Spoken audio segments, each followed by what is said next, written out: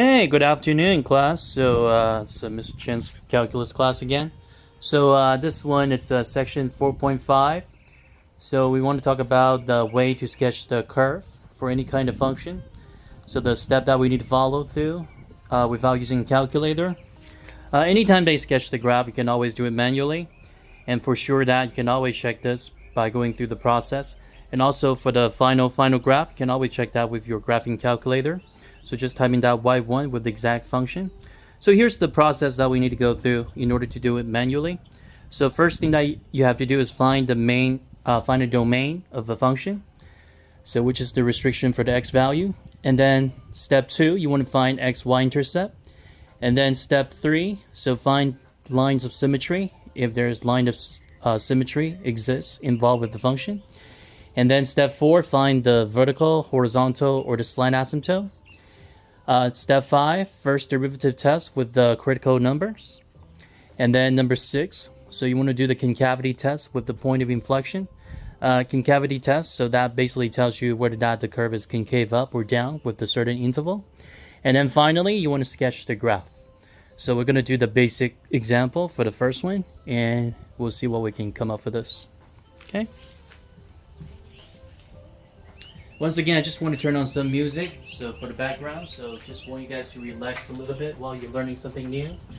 Okay, so now let's take a look at that. Use the guideline to sketch the curve of the following function. So the first thing that we need to find out is the domain. So since we do know that this type is a polynomial function, so if that's a polynomial function, according to calculus, it's always continuous and it's always differentiable. So we do have a 4-degree binomial. So that means the domain for this one, it's always from negative infinity to infinity. Or you can just say that it's all, for x is all real number. Okay? So anytime they see the upside down a, that means it's for all the elements of x, such that x is the elements of all real numbers. And now let's see what else that we have to do for the next step. Find the x-intercept. In order to get the x-intercept, we need to set y equals 0. So that means 0 equals x to the power 4 minus 4x to the power 3. So try to factor out the greatest common factor. So we took out x to the power 3. And now we do have x minus 4 remain. Okay? So solve for x. So we do have x equals 0. And then x equals 4. And then find the y-intercept. So we plug in x equals 0. So x equals 0. We got 0 to the power 4 minus 4 times 0 to the power 3, so everything turns out to be 0. So we do have 0, 0. And then this one we write it, so 0, 0 is just to duplicate a point. And then 4, comma 0. So those are the points that we want to put in for the xy coordinate later on today. Okay, so now let's see what else that we have to do. So we go through step 1, step 2, and then step 3, we want to find the line of symmetry. So we do know that this one is just like the function is neither odd or even. So this one there's no line of symmetry. So there's no line of symmetry. So again, the function is either odd or even. So it's neither. So there's no line of symmetry. And then step 4, you want to find the VA, HA, or SA. Well, we do know that's a polynomial. There's no such thing. So VA, HA, slant asymptote, those are the ones that only applying for the rational functions. And now we can just move on to the first derivative test. So step 4, NA. So step 5, let's find the first derivative. So first derivative we do have y prime. So that equals 4x to the power 3 minus 12x squared. And now in order to get the critical number back to the previous sections, we need to set that derivative equal to 0. So take out the greatest common factor, so we do have x squared times the quantity of 4x minus 12. So critical number that we have is 0 and 3. And now we're using those x values for doing the line test. So we can figure out which part of the interval is considered increasing or decreasing. So started out with 0, 3, and don't forget this one's bounded from negative infinity to infinity, because that's a continuous function, and also the polynomial is differentiable everywhere from negative infinity to infinity. So let's plug in a number, let's say negative 1 here. So negative 1, plugging that to the derivative, so negative 1 quantity squared positive. 4 times negative 1, negative, minus 12, negative. So positive times negative is going to be negative. So if that's negative, so that means for f prime of x is negative, but for f of x is considered decreasing. Okay, so that's why I put an arrow like that going down. So that means decreasing. It's just an indicator. And then number right between the interval from 0 to 3. So we put in 1. Okay, right up here. So plug in 1, so 1 quantity squared, positive. 4 times 1 minus 12. So that one is going to be negative. Okay, so negative times positive. So which is going to be negative. Okay, so now let's see what else that we can find out for the rest of this. So again, looks like 0, 0. It's the either the maximum or the minimum, but that just shows the critical number. And over here is all considered decreasing. And now let's look at the next part of the interval here. So what about for 3? So for 3, so anything that's greater than 3, we do have 4. So positive, positive, so it's all positive here. So it's all positive. And now, so the rest of this, all you need to do, so just find the concavity. So concavity, so that means we need to go through the second derivative. So y double prime, we do have 12x squared minus 24x. So take out the greatest common factor, 12x. So we do have x minus 2. Again, x equals 0, that's considered one of those point of inflection, and then x equals 2. So right here we want to do the line tests for the second derivative, the concavity. So we got 0, 2. So any number that's less than 0, we do have negative 1. Plugging that into the second derivative, so we do have negative. Over here it's also negative. So negative times negative, which is positive, so that means for f of x, must be considered concave upward. And then number right between 0 and 2, so let's plug in 1. So positive, over here negative, so it's negative, so that means concave down. And then any number that's greater than 2, so 3. So positive, positive, so it's all positive, concave up again. So one thing I just want to check back here, the first derivative line test, 12x, okay? So 4x to the power of 3 minus 12x squared, x squared, greatest common factor. Okay, so by plugging a number back here, so just want to check that, making sure that's signed, got to be correct. So negative 1, so negative 1 quantity squared positive, negative, so positive times negative, negative. Down 1's positive, negative, so positive times negative, negative. So everything looks good. And now let's just put in everything to the xy coordinate. So for the graph, erase all this stuff here. So let's start with the point that we found first. So the point that we found already. So we do have 0, 0. So we do have 4, 0. And we do have polynomial, so that means it's a smooth curve. Okay, so just label the point. And now the next thing that I want to find out, so it looks like at negative 3, so it looks like that one is going to be considered a minimum, because I had to change the sign from negative to positive for the first derivative. So that's the minimum. And positive 3. So let's plug in a number back to the original equation and find out what that is. So that means for y of 3, so 3 to the power of 4 minus 4 times 3 to the power of 3. So 4 to the power of 3 to the power of 4, which is 81, minus, so 3 to the power of 3, 27 times 4, which is 108. So 81 minus 108, so that would be considered negative 27. So we do have 3 comma negative 27. So let's say negative 27 is all the way down here. Again, the scale, you can set up your own scale, any kind of scale you like. So for the y-axis, you can go by 3 or you can go by, 9, whatever. Eventually it's going to be all the way down here. Okay, so let's say this one is by negative 9. Okay, so negative 0.7. Okay, so now let's see what else that we have. And also we can find a point of inflection. So one is 0, 0. So 0, 0, that's a point of inflection because that shows the concavity from concave up to concave down. Another point of inflection would be 2. So let's plug in a number back to the original equation and find out what that is. So y of 2. So 2 to the power 4 minus 4 times 2 quantity to the power 3. So we do have 16 minus 8 times 4, which is 32. So it's negative 16. So 2 comma negative 16, that's the point of inflection. So 2 comma negative 16, so that's somewhere over here. And finally, we can sketch the graph. Now, one thing that you need to watch out is 0, 0. So looks like that one is considered one of the max or min, but the thing is that it shows the consistent sign change.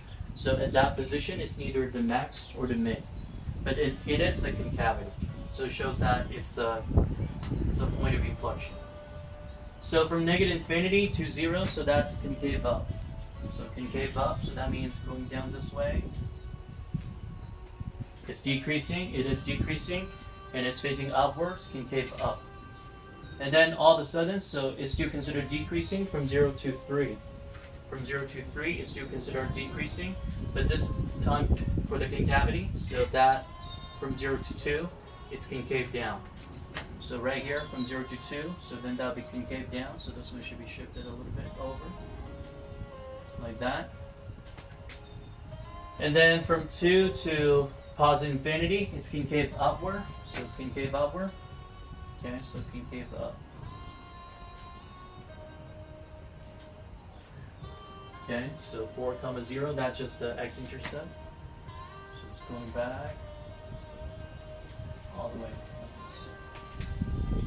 Okay, so check it out. So from negative infinity to 3, so the whole graph is all considered decreasing, negative, negative. But from negative infinity to 0, it's concave up. From 0 to 2, it's concave down. See that right here? Concave downward.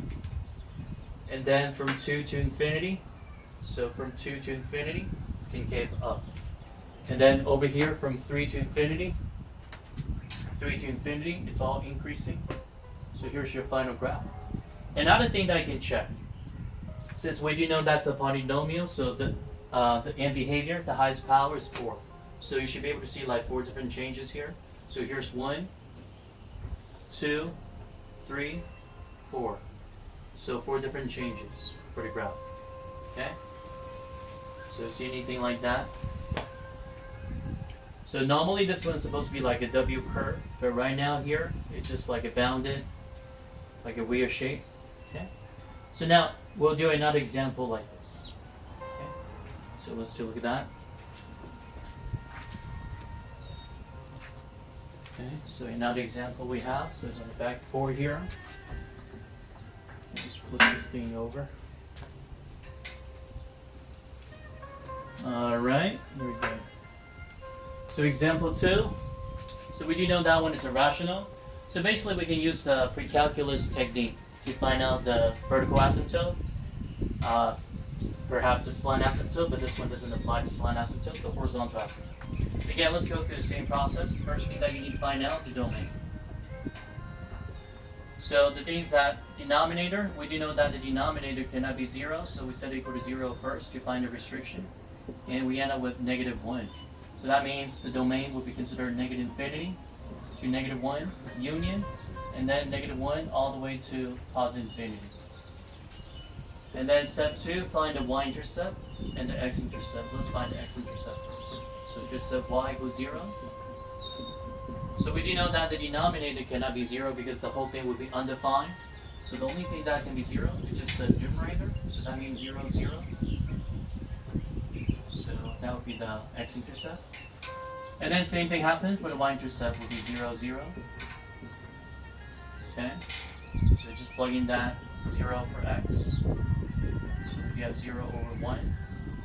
So 0, 0. It's the same position. Okay, so now let's see what else that we need to define here.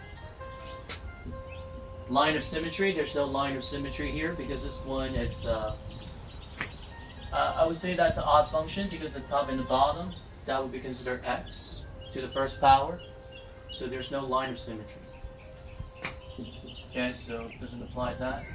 And then let's find VA and HA. So VA, so that means the denominator are going to be 0. That means x equals -1. That's the VA. And then for HA, so the way to find HA, we can take the limit, or we can just compare the power, top and the bottom. So the top and the bottom, we do have the exact same power, so we can take out the end behavior. And we got 1 plus 1 over x remain down the bottom. X got cancelled. So 1 over infinity, that's 0, so it's 1 over 1. And that would be the horizontal asymptote. Okay, so now let's see what else that we need to define here. Okay, so we got all the steps going to do. So now back to the calculus approach. We need to go through the first derivative. So step 5. Okay, so it's supposed to be step 5 right here. So first derivative. So we do know the structure of the function is rational, it's a quotient, so that means we need to apply the quotient rule. So y prime, derivative of x, which is 1, times the denominator, x plus 1 minus the derivative of the denominator, that's also 1, times the top, x, all over the denominator quantity squared. So 1x minus 1x, so it cancels out. So we do have 1 over x plus 1 quantity squared. And that's your first derivative. So now, in order to get the critical number, so you're probably saying that critical number will be considered -1. Because according to the definition of critical number, either the numerator equal to 0 or the first derivative is not defined. If the first derivative is not defined, that means the denominator can be 0. So we set that equal to 0 and solve for x. So we got x equals -1. Okay, so that's what we got right here. Now, but we're not done here yet, so we just need to go through the line test for the first derivative. So we need to find out whether the curve is decreasing or increasing, and also whether that we can find the max or the min. Okay, so now -1. Okay, and also that's just the restriction, so that means we need to put the units, the open circle there. So it goes from -infinity to infinity. So obviously -1 is not the max or the min, but it shows the VA. Okay, but we still need to go through the line test. Okay, so anything that from -infinity to -1, so let's plug in -2. Any number from -1 to infinity, we put in 0. So plugging a number back to the first derivative, so -2 plus 1, -1 quantity squared, positive, positive over positive, positive. And then 0, 0 plus 1, positive, quantity squared, it's also positive. So positive over positive, still positive. So that means the entire graph is considered increasing. Okay, so we'll find out what that looks like if the whole graph is considered increasing. Okay, and now another thing that we need to find out. Okay, one thing I need to point out: there's no max or min. Again, back to the first derivative test. If the line test doesn't show any sign change, so that means the critical number is not either the max or the min. Okay, another thing that can back this things up, we can find that -1 is the vertical asymptote. So that one's gonna be the max. And then step 6, second derivative. Again, the purpose of doing that, we want to find out about the concavity. So using that, the quotient rule, so y double prime. So derivative of 1, that's 0, times this, then that's nothing. And then minus the derivative of the denominator, so 2 times the quantity of x plus 1 times 1, so that's the exact same thing. All over the denominator quantity squared. So denominator quantity squared will be x plus 1 to the power of 4. Okay? That's my neighbor. So, and now you want to find the critical number. So -2 times x plus 1 equals 0. So that means x is going to be -1. And that's considered the value for the point of inflection. So now let's do the line test for the second derivative. So we need to find out the concavity. So -1, -infinity to infinity. Once again, -1, that's not the defined point. So let's put the open circle there. So once again, I want to put a -2, 0 for the line test. But now this time I need to plug in a number back to the second derivative.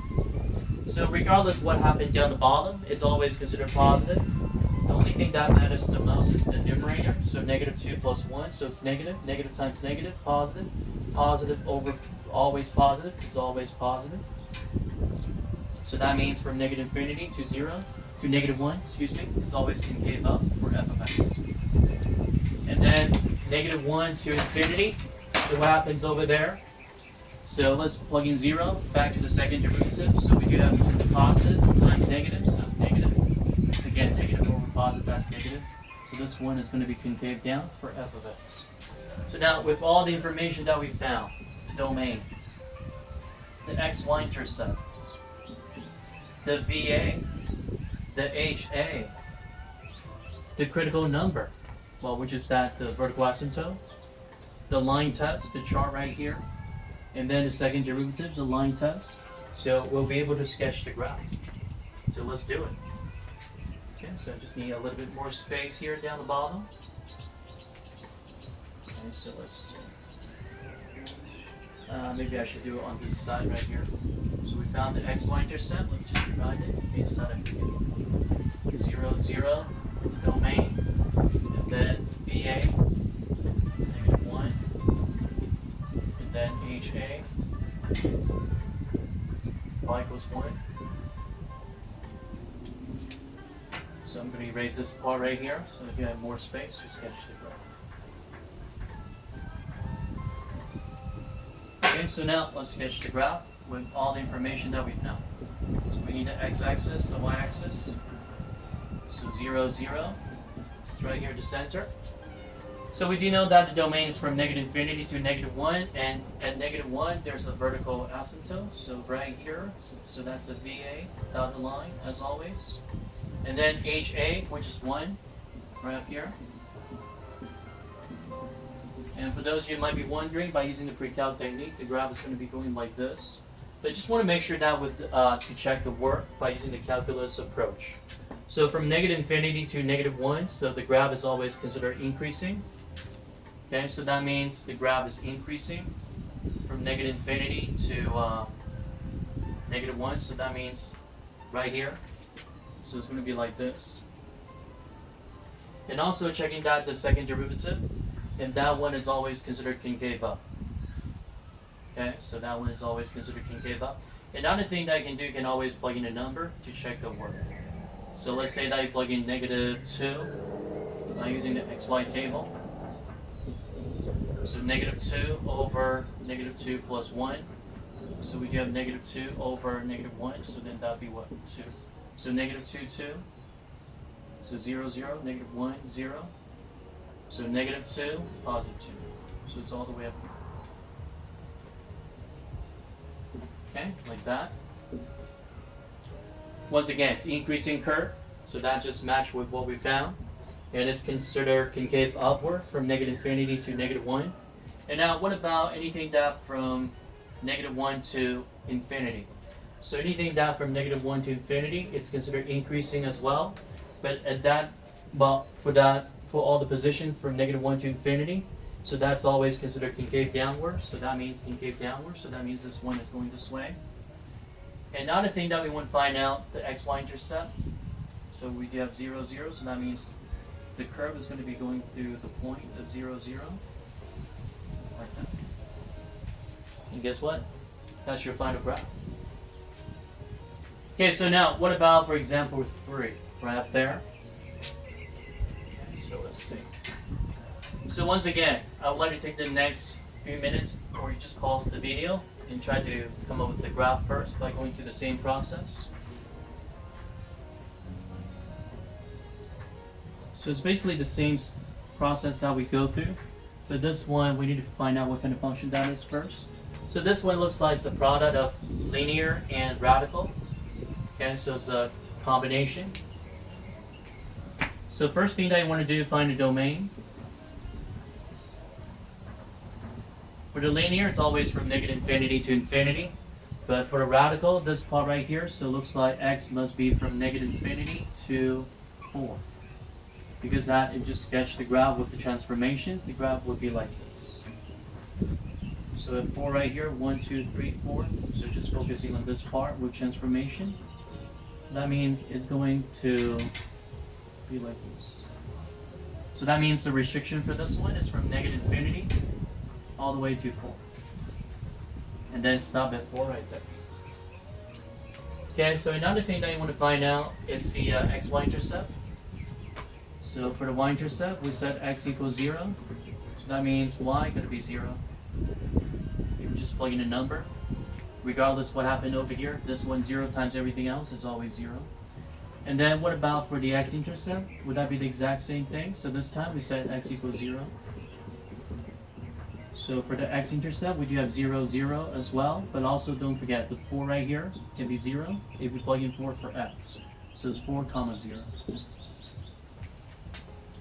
Okay, so now let's see what else that we can come up with this one. So step 3. Any line of symmetry involved? Well, this one cannot be determined whether that's odd or even. So you can say that it's neither. If you try to go through like f of x equals f of negative x, then that would be considered even, if that's true. Or you can do f of negative x equals negative f of x. But by looking at the power here, this one is 1 odd, 1 half. This one 1 half, we cannot determine what that is. So this one is neither. So that means there's no line of symmetry. And then step 4, you want to find VA, HA. Again, this one is not a rational function, so that means there's no VA, HA, or slight asymptotes. So that doesn't apply. And then step 5, you want to find the first derivative. So first derivative. So y prime, let's find out what that is. So by using the product rule, so we do have derivative of x, which is 1 times the second function, 4 minus x to the power of 1 half.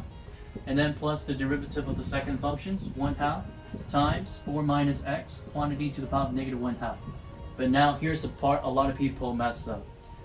Inner function, so that means we need to take the derivative with the inner function because it's the chain rule. So derivative of 4 minus x, which is negative 1.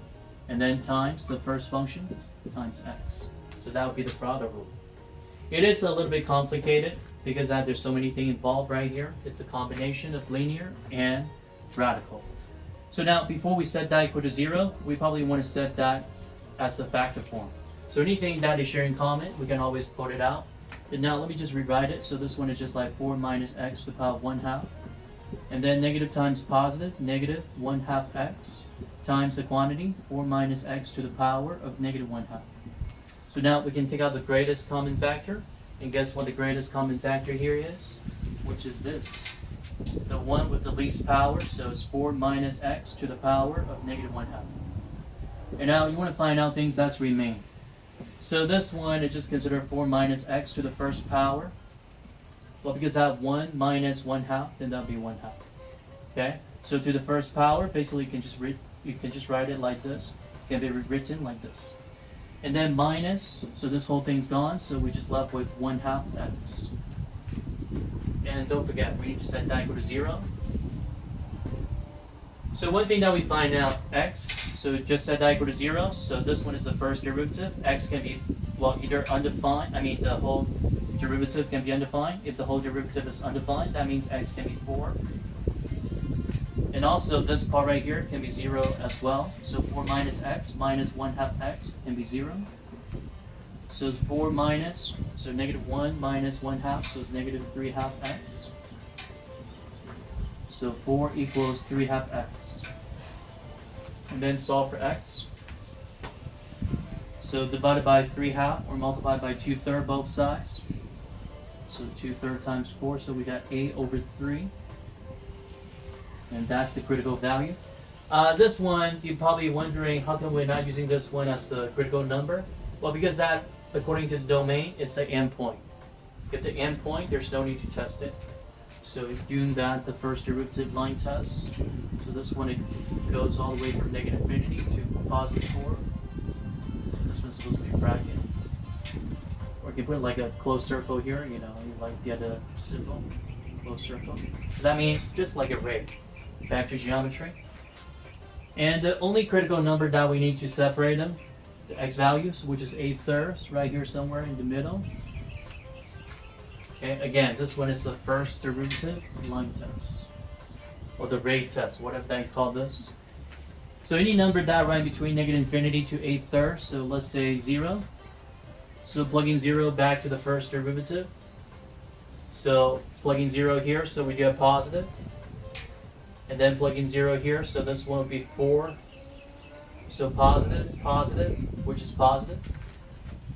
So that means for f of x, it's considered increasing. And now, what about from 1/3 to 4? Okay, 1/3 to 4. So let's say that, let's plug in 3. So plugging in 3 here, so we do a positive. And then, let's see. Plug in 3 here, so we do have 1. 1 minus 3/2. Okay, so 1 minus 3/2, then that'll be negative. So positive times negative, which is negative. So that means this part right here is going to be decreasing. So 1/3, what do you guys notice? That's right, it is the relative max. So in case I want to find out exactly what that y value is, so you need to plug in 1/3 back to the original function. So y of 1/3. Okay, so y of 1/3. So it's 1/3 times 4 minus 1/3 to the power of 1/2. Okay, so that one is going to be some kind of irrational number. Okay, so let's find out what that is. So 1/3 times 4 minus 1/3, so 12/3 minus 1/3, which is 4/3. But don't forget it's to the power of 1/2, so it's 2/√3. So let me transfer that over here. So it's some kind of crazy number here. So 1/3 times 2/√3, which is 16/3√3. And then multiply by √3 top and the bottom, so we got 16√3 over, well, this one times √3, then that'll be 3 times 3, 9. So you want to find out what that is on a calculator. So what we got is 1/3, no, excuse me, 1/3, comma, 16√3/9. Some kind of crazy number. Okay, so now let's just keep it like this first. And now what about for the concavity test? Okay, just want to show you that as well. So let me just go to this part of the board right here. So let's see, right, for step 6, second derivative. So now let me just rewrite the first derivative a little bit. So first derivative, the one that we found, so that, okay, so which is y prime. So that equals 4 minus x to the power of negative 1/2. And then 4 minus negative x minus 1/2 x, which is 4 minus 3/2 x. And also this one can be written as 4 minus 3/2 x all over square root of 4 minus x. You want to put it this way. But I do recommend you to use the product rule by using the original form to find the second derivative. So now second derivative. So y double prime. So derivative of the top, then that'll be 4 minus x to the power of negative 3/2. Bring down the power, so negative 1/2 is gone. So you put it right in front. And then using the chain rule, derivative of the inner functions, negative 1. And then times this, the second function, 4 minus 3/2 x. And then this one is just the product rule, so that's the plus right after that. Derivative of this, then that'll be negative 3/2 x, no, negative 3/2, excuse me, times this whole quantity, so 4 minus x to the power of negative 1. Once again, so anytime that I take the derivative of any kind of composition functions or the combination function, the derivative is just getting even more complicated and complicated. So you're going to be really careful and you got to be extremely cautious about what you're doing, the way that you find the derivative. So now let's just rewrite it. So this one negative, negative, so then that'll be positive. 1/2 times 4 minus x to the power of negative 3/2. times 4 minus 3 half x. And then this one positive times negative, so minus 3 half. And then times the quantity, 4 minus x to the power of negative 1 half. So now from here, you want to take out the greatest common factor.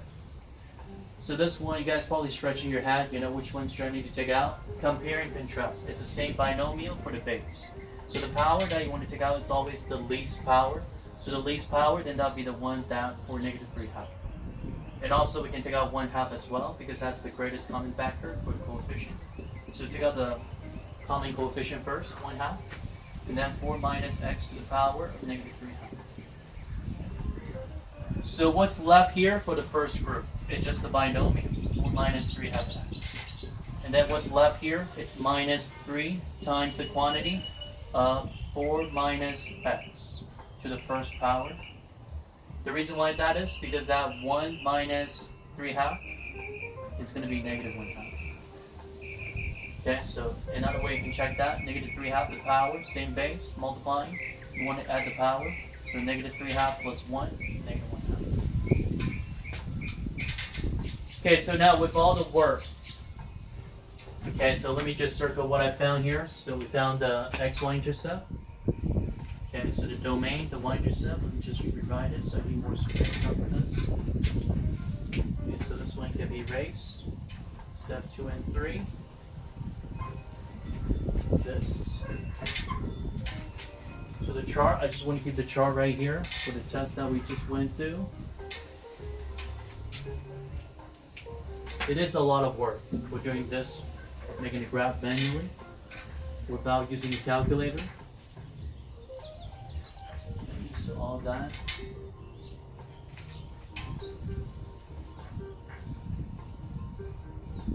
Okay, so we just save all the important information that we found. This one is decreasing. Okay, so now we just need to find out the point of inflections. Well, obviously this one cannot be the point of inflection because that's going to be down to the denominator. So the only thing that we can set it equal to 0 is just that. 4 minus 3 half x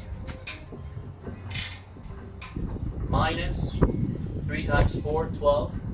Negative 3 times negative x plus 3x. So that's the only thing we can set that equal to 0. Okay, so just making sure that this one is the exact same thing we found. It is. So now let's just solve for x from here. Combine the like term. So we do have negative 8, 3 half. So this one is 3, so 6 over 2. So it's positive 6 over 2 minus 3 half. So positive 3 half. X. Okay, set that equal to 0. So that means 3 half x equals 8. And then x equals, multiplied by the reciprocals, 2/3. 2/3. So we got 16 over 3. And then you want to do the second derivative test. Again, this one, the endpoint, finish that at 4. Negative infinity. Again, you don't want to write it, you use the closed circle. So we got 16 over 3. Keep that in mind, this one is the second derivative line test.